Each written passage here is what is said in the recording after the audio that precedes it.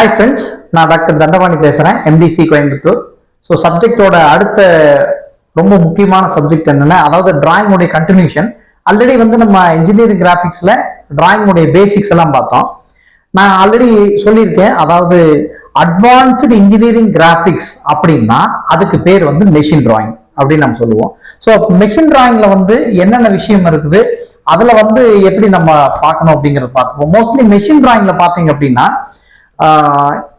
ஒரு மெஷினோட காம்பனண்டோ அல்லது ஒரு மெஷினோட பார்ட்ஸோ அல்லது அந்த மெஷினோட அசம்பிளியோ டோட்டல் என்ன சொல்றது ஓவரால் ஸ்ட்ரக்சர் ஆஃப் மெஷினோ எக்யூப்மெண்ட்ஸோ அல்லது எனி டிவைசஸோ அல்லது எந்த விதமான மெக்கானிக்கல் பார்ட்டா இருந்தாலும் சரி, மிகப்பெரிய ஏர்கிராஃப்ட் ரயில்ல இருந்து சின்ன சின்ன போல்ட் நட் வாஷர் வரைக்கும் நீங்க டிசைன் பண்ணணும்னா இதுல ஸ்டாண்டர்ட் பேராமீட்டர்ஸ் கொடுத்துருப்பாங்க. ஸ்டாண்டர்ட்ஸ், ஸ்டாண்டர்ட் காம்பனன்ட், ஃபாஸ்ட்னஸ் பத்தி எக்ஸ்பிளைன் பண்ணிருப்பாங்க. ஃபாஸ்ட்னஸ் எப்படி, ஃபாஸ்ட்னஸோட செலெக்ஷன் டிசைன் டேட்டா புக்ல இருக்கு.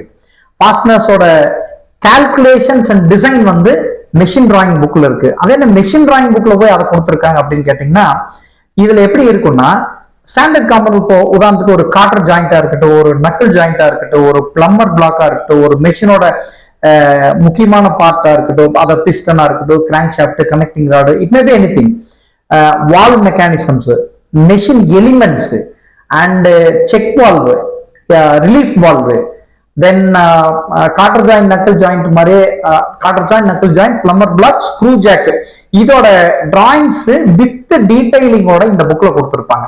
உதாரணத்துக்கு இப்ப காட்டர் ஜாயிண்ட் நீங்க டிசைன் பண்ண போறீங்கன்னு வச்சுக்கலாம், அல்லது நக்கிள் ஜாயிண்ட் நீங்க டிசைன் பண்ண போறீங்கன்னு வச்சுக்கலாம்.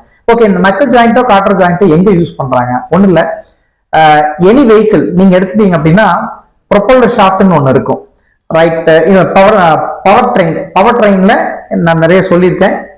Radiator, engine, propeller shaft, differential unit, அப்புறம் ஆக்சில் வரும் அப்படின்னு சொல்லிட்டு.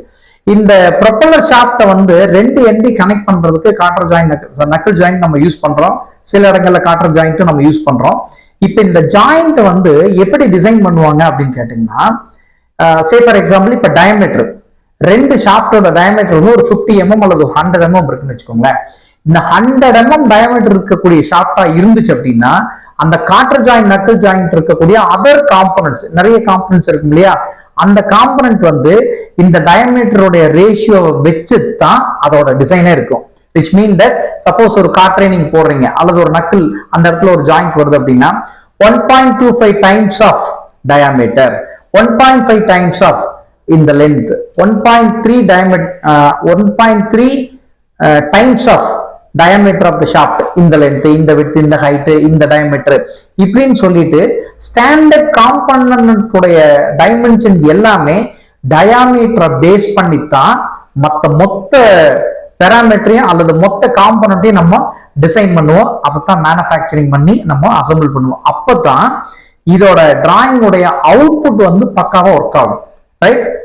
காம்பனண்ட் பக்காவா அதனுடைய ஃபங்க்ஷனாலிட்டி பர்ஃபெக்டா இருக்கும். இந்த முக்கியமான விஷயங்களை வேற எங்கேயுமே எடுக்க முடியாது. Only we can get it through machine drawing. ஓகேங்களா?